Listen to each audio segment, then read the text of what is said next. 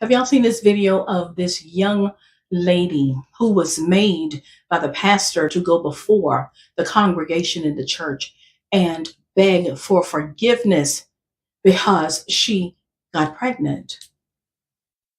And so she had to throw herself on the mercy of the congregation and withstand their humiliation and their judgment. And then the pastor, the leader of this said church, continued the humiliation ritual by telling her that, well, we're not going to give you a baby shower. We're not doing any of that. No.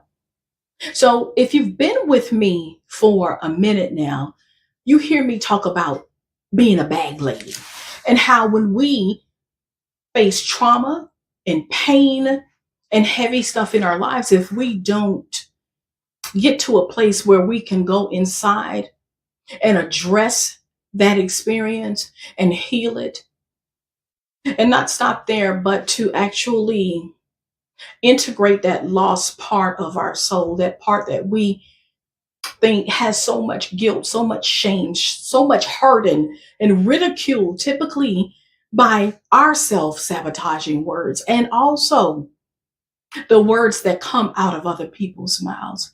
If we don't get to a place where we can address that, then it starts to form what is called the shadow self. I don't really like those terms. And so I just say bag lady. And if we don't heal it in that lifetime, what it does is that it follows us through our life.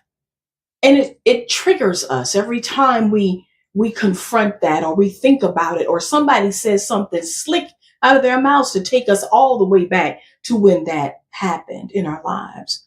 We pop out and we start acting out. That's what I mean when I say bag lady. And then if we don't get it together in the current life, guess what? It's going to trickle down and follow us from lifetime to lifetime to lifetime until we end up in this life carrying all of that junk in our bags, just like a bag lady or a bag man.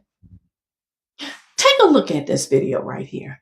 This is a really good scenario on how that shadow self or that bag lady is actually formed. Watch this. I want to apologize to everybody in here because I am pregnant. I'm sorry, y'all. Yeah. The church praying for you. We ain't gonna condone your sin now. We ain't gonna do that. Now, see, why that hits so close to home for me is because that young lady, that was me.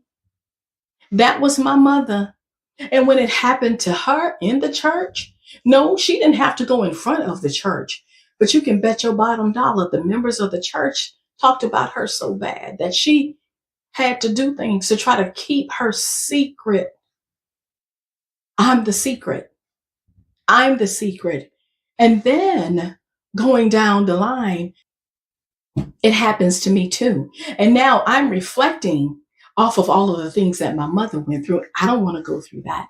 I don't want to deal with the wagging tongue. I don't want to deal with all of the judgment that comes from people's mouths. And so I got married to try to offset all of that because I didn't know what else to do. I didn't know what else to do. I didn't want anybody talking about me or talking about my child and calling my child names.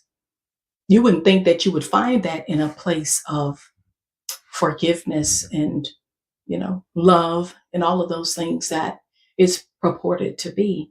But that's what happened. She is 18, if I recall, 18 years old. She's still a child. And she got pregnant, but she was put through an humiliation ritual in the church and made to beg forgiveness from people who did not have anything to do with her creation. Like their forgiveness is supposed to make her life better, add more years to her lifespan, put more money in her pocket or, whatever. No, it wasn't. Who are they to point a finger at her? It is my prayer that she comes to a place where she can understand What's going on? What happened? Go inside, acknowledge, yeah, it did happen. But it does not define who I am. It just defines what I did. I did do that. I wasn't alone. My man was there too. But it doesn't make me a sinner. It doesn't make me a bad person. It doesn't make me anything other than what I already am. I am divine. I am divine, and no one gets to tell me how I am to create. But to ridicule her and not support her, to put her through that. My prayer is that she comes to the realization of what happened and just deal with it and move on and do the best that she can do and be the best mother that she can be to her child. May her child be born healthy, full of wisdom and understanding. I'm rooting for her. I'm rooting for her. You got this, little sis. You do. And you're going to be fine. You're going to be just fine. You're going to hold your head up and you're going to realize that you are a divine being. Whether you're in the church or whether you're not, it doesn't take away from your divinity. It doesn't.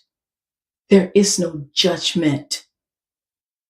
I'm rooting for you. I'm rooting for you because, see, you don't have to be no bad lady.